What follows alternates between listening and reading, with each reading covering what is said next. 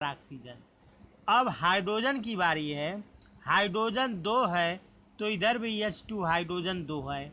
इसके बाद कार्बन देखते हैं तो कार्बन के केवल एक परमाणु है, तो इसमें भी कार्बन के एक परमाणु है। इस प्रकार यह समीकरण संतुलित हो गया। अब अगला है क्वेश्चन कि जिंक प्लस सिल्वर नाइट्रेट से बनता है जिंक नाइट्रेट प्लस सिल्वर। तो इसके लिए हम क्या करेंगे कि सबसे पहले हम जिंक का लिखेंगे Zn। इसके बाद सिल्वर नाइट्रेट का AgNO3, ये सिल्वर नाइट्रेट का हो गया। इसके बाद जिंक नाइट्रेट बनता है ZnNO3 zinc nitrate plus silver दिया है तो सिल्वर का होगा Ag। अब ये संतुलित करते हैं तो जिंक के एक परमाणु तो इधर भी जिंक के एक परमाणु, सिल्वर के एक परमाणु इधर भी सिल्वर Ag के एक परमाणु, यह भी संतुलित है। इसके बाद जिंक के एक सिल्वर के एक सिल्वर के एक। अब नाइट्रोजन की बारी है तो नाइट्रोजन के एक परमाणु तो इधर भी नाइट्रोजन के एक परमाणु, ऑक्सीजन के 3 परमाणु तो इधर भी ऑक्सीजन के 3 परमाणु है। इस प्रकार यह भी समीकरण संतुलित हो गया। अब ये अगला है सी में दिया है एल्युमिनियम प्लस कॉपर क्लोराइड। तो एल्युमिनियम प्लस कॉपर क्लोराइड का लिखेंगे एल्युमिनियम का Al प्लस कॉपर क्लोराइड का लिखेंगे CuCl2 एरो। इसके बाद एल्युमिनियम क्लोराइड दिया है तो एल्युमिनियम क्लोराइड का AlCl3, एल्युमिनियम का Al और क्लोरीन का Cl3 प्लस कॉपर। अब इसको संतुलित करते हैं, इधर एल्युमिनियम के एक परमाणु इधर भी एल्युमिनियम के एक परमाणु संतुलित है।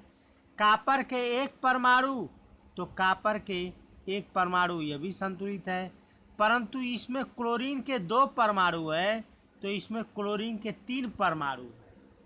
तो इस प्रकार यह समीकरण संतुलित नहीं हुआ है, इसको संतुलित करना है। तो क्लोरीन 3 इधर क्लोरीन 2 तो 3 का इधर गुणा और 2 का इधर हम गुणा कर देंगे।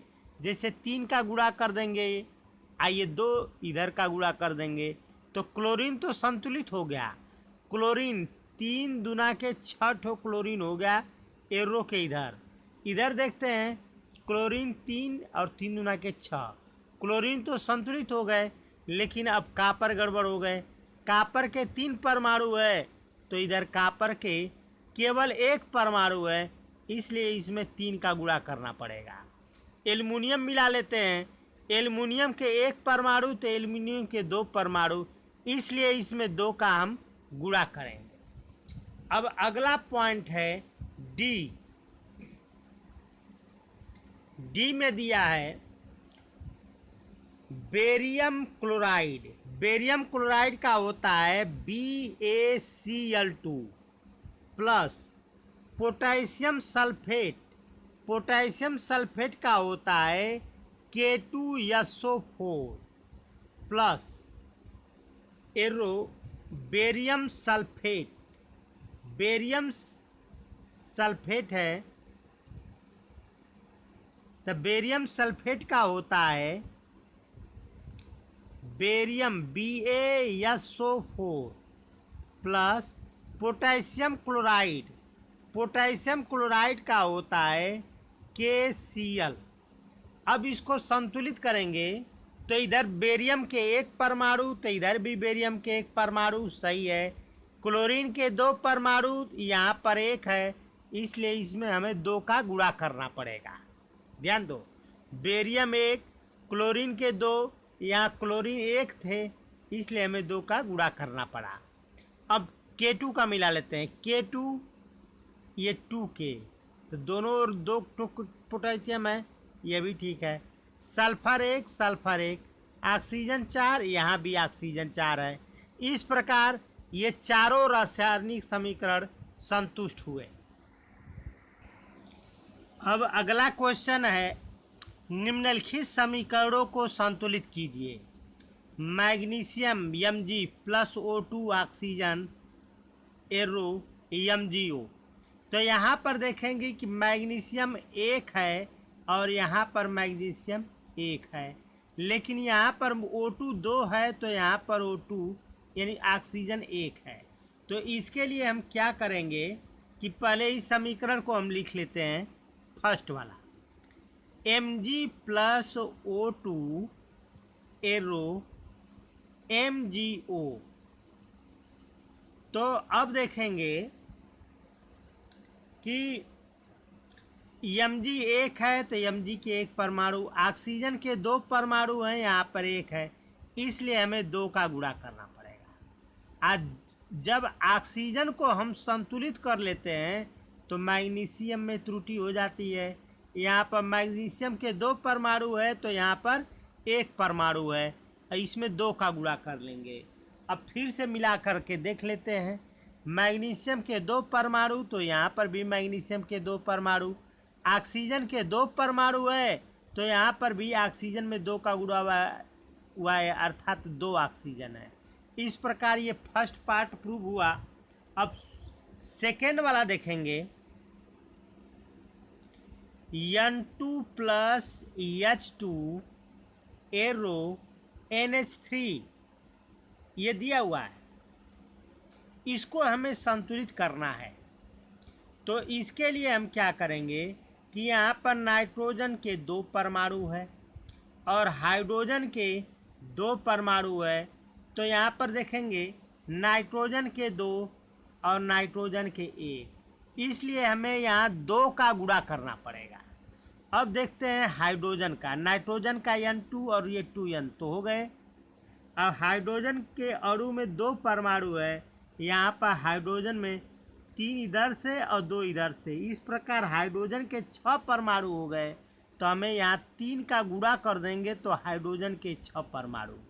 अब एक बार फिर से मिलाते हैं, नाइट्रोजन के 2 परमाणु, नाइट्रोजन के 2 परमाणु, हाइड्रोजन के 3 गुना के 6 परमाणु, तो यहाँ पर भी हाइड्रोजन के 3 गुना के 6 परमाणु। इस प्रकार ये दूसरा समीकरण संतुलित हुआ। अब तीसरा देखेंगे, थर्ड,